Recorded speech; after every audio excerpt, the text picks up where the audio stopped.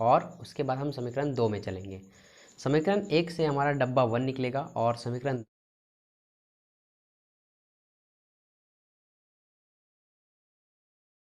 ले सकते हैं, या सबसे आसान विधि, आप इसे डाउनलोड करना चाहते हैं तो डिस्क्रिप्शन में इसका लिंक है, वहाँ से आप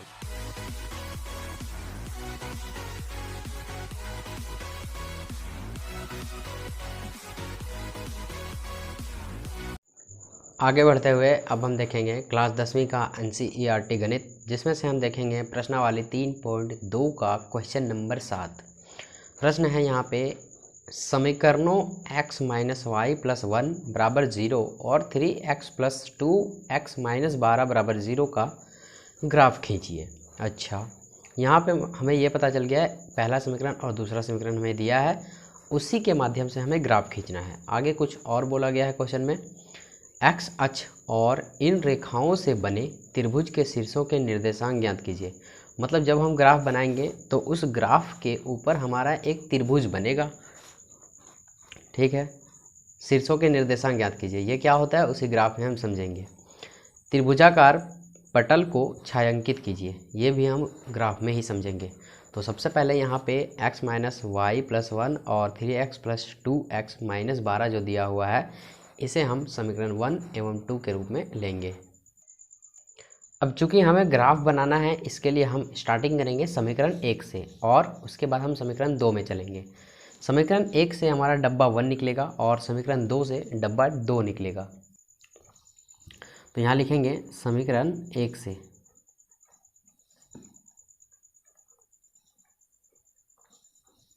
समीकरण 1 है हमारे पास x - y + 1 बराबर 0। इसे हम थोड़ा सा हल कर लेंगे आगे। यहाँ पे देखिए y जो है सो y का y ही रहेगा, ये जो +1 आपको दिखाई दे रहा है ये बराबर के उधर चले जाएंगे, तो हम इसे माइनस में लिखेंगे, क्योंकि यहाँ पे क्या है प्लस में है, बराबर के उधर जाएगा तो माइनस में हो जाएगा। और ये x माइनस का ये हो गया, मतलब ये x - y बराबर ये जो 1 है ये उधर चला गया। अब y बराबर यानी कि -y बराबर -1, और ये जो x है ये भी प्लस में है, बराबर के उधर जाएगा तो माइनस में हो जाएगा।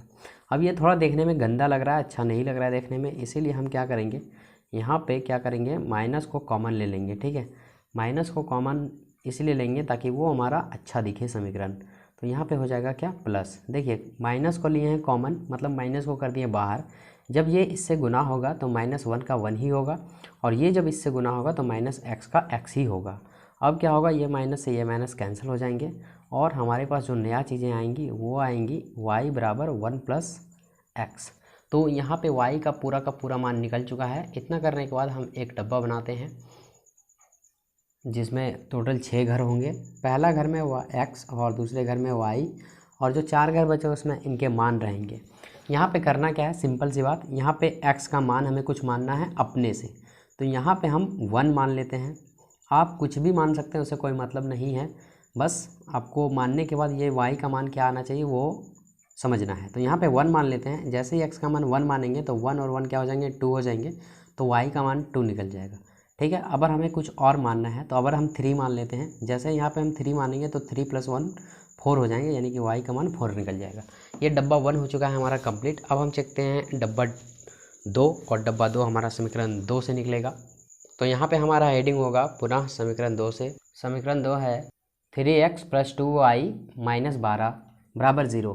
इसे हम हल कर लेंगे और हल में हम y का मान निकालेंगे। तो यहाँ 3x का 3x + 2y का 2y, ये जो -12 है ये बराबर के उधर चला जाएगा तो प्लस में हो जाएगा। यहाँ पे हम 2y का 2y लिखेंगे बराबर में 12, और ये जो 3x आपको दिखाई दे रहा है ये प्लस में है, बराबर के इधर आएगा तो माइनस में हो जाएगा, -3x।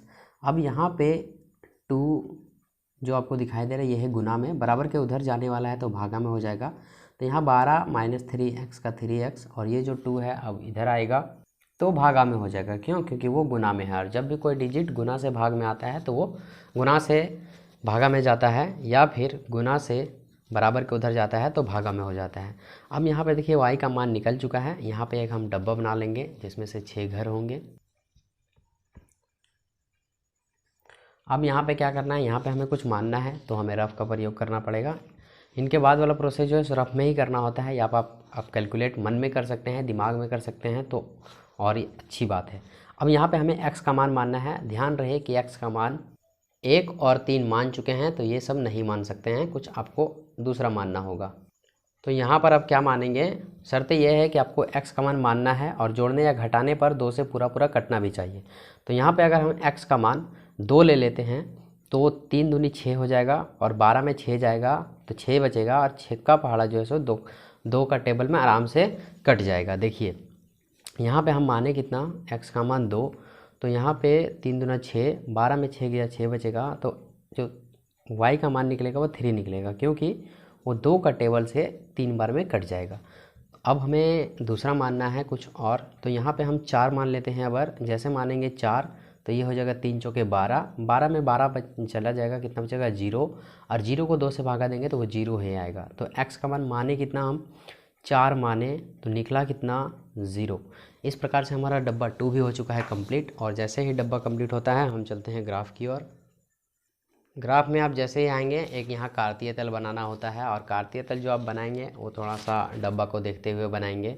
यहाँ पे हमने जो डिस्टेंस लिया है वो 2 घरों को एक घर बना के लिया है। ऐसा इसलिए हमने किया है कि ताकि हमारा जो ग्राफ है वो छोटा ना बने, बिल्कुल अच्छा सा बने और एक देखने में अट्रैक्टिव लगे। ऐसे में एग्जामिनर का क्या है, ध्यान हमारे कॉपी की ओर केंद्रित होता है और अच्छे मार्क्स वो देने पे मजबूर हो जाते हैं। अब यहाँ पे हमें क्या देखना है, दोनों डब्बों को। तो सबसे पहले हम पहले डब्बों को देखेंगे। यहाँ पे x का जो मान है वो 1 है और y का जो मान है वो 2 है। तो आइए हम चलते हैं, सबसे पहले देखते हैं x का मान 1 कहाँ पे है। तो देखिए यहाँ पे है, पेन की नीब को हमें x पे रखना है। उसके बाद जो y का मान है वो 2 है, तो यहाँ पे क्या है y, यानी कि y कौन सा है, ये वाला है। अब यहाँ पे 2, तो 2 यहाँ पे है, हम सीधा चलेंगे इसके ऊपर। तो यहाँ पे एक पॉइंट जो है सो मेजर हो रहा है, तो यहाँ एक पॉइंट हम यहाँ पे मेजर कर देंगे।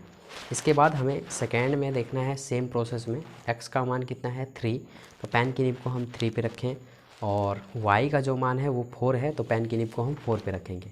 अब देखिए 4 कहाँ पे, यहाँ पे, और ये है 3 यहाँ पे, तो ये इधर से चलेगा और ये इधर से चलेगा। तो एक पॉइंट हमारा यहाँ पे मेजर होता है, तो हम सिंपली क्या करेंगे, एक पॉइंट यहाँ पे मेजर कर देंगे। जैसे ही 2 पॉइंट मेजर होता है, आप क्या करेंगे, स्केल की सहायता से आप उसे आपस में मिला देंगे।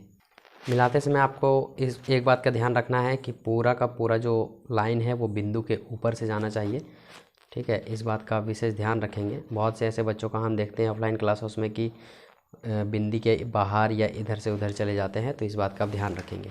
तो पहला लाइन हो चुका है कंप्लीट और पहला डब्बा हो चुका है कंप्लीट। अब हम चलते हैं सेकंड डब्बा की ओर। सेकंड डब्बा में x का मान जो है वो 2 है, तो पेन की निब को हम 2 पे रखेंगे x अक्ष पे, और y का जो मान है वो 3 है, तो यहाँ पे 3 हम देखेंगे। तो देखिए यहीं पे है एक मेजर पॉइंट, यहीं पे होता है, तो यहाँ पे एक पॉइंट हम यहाँ पे मेज़र कर देंगे।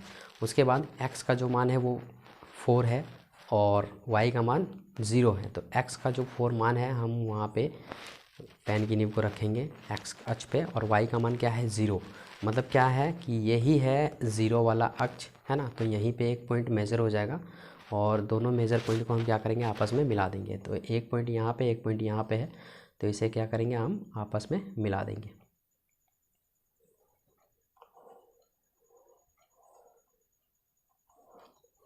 देखिए यहाँ पे हमने क्या किया, इसे मिला दिया। अब देखिए यहाँ पे क्या है ना कि ये एक त्रिभुजाकार पटल बन गया। पहला चीज़ तो क्वेश्चन में ये बोला गया था हमें कि x अक्ष के इन रेखाओं से बने त्रिभुज के शीर्षों के निर्देशांक ज्ञात कीजिए। अभी हम दिखाएंगे निर्देशांक ज्ञात करके, और त्रिभुजाकार पटल को छायांकित कीजिए। तो जो भी हमारे पास त्रिभुज के जैसा बना है उसे हमें रंग देना है। छायांकित का मतलब रंग देना है, और निर्देशांक ज्ञात कर रहा है। तो यहाँ निर्देशांक क्या हो जाएगा, समझिए। यहाँ पे क्या है, एक पॉइंट यहाँ पे मेजर हो रहा है, तो ये जो है सो किससे किससे बना, तो ये बना है हमारा 2 से, इधर 2, और y का जो मान है वो 3 है। तो एक निर्देशांक यहाँ पे आ गया, और दूसरा जो निर्देशांक है वो यहाँ पे आएगा। तो ये है पहले 0, नहीं 4 है पहले, और फिर है 0। पहले x को लिखते हैं फिर y को लिखते हैं। अब अगर इधर आएंगे तो यहाँ पे पूरा मिला नहीं है, लेकिन हम यहाँ अंदाज़ा लगा सकते हैं कि ये है 0, तो ये 1 होगा, और वो भी माइनस में। तो यहाँ वाला जो निर्देशांक होगा वो हो जाएगा -1 और 0। अब किसी भी प्रकार से बनाएंगे, कोई भी बनाएगा इस ग्राफ को, तो आंसर सेम मिलेंगे। ये छोटा बड़ा फिगर हो सकता है लेकिन आंसर सेम मिलेंगे, इस बात का आप ध्यान रखेंगे। बातें समझ में आ गई। तो ये हुआ पूरा आपका ग्राफ हो गया कंप्लीट। अब आप ज़्यादा चाहते हैं तो इसे आप रंग सकते हैं, तो हम इसे पेंसिल की सहायता से रंग लेंगे और हमें इतना ही करना था। ये हमारा ग्राफ हो चुका है कंप्लीट।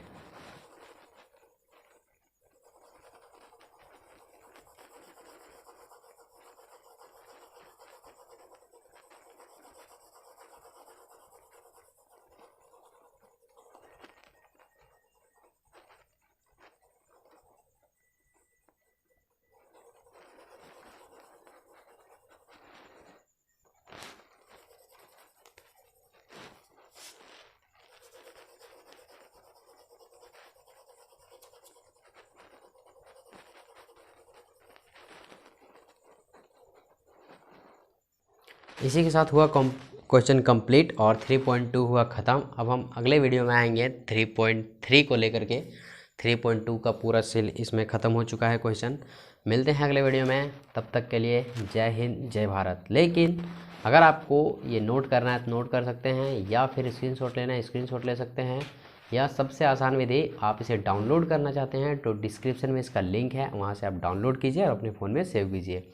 मिलते हैं अगले वीडियो में, तब तक के लिए जय हिंद जय भारत।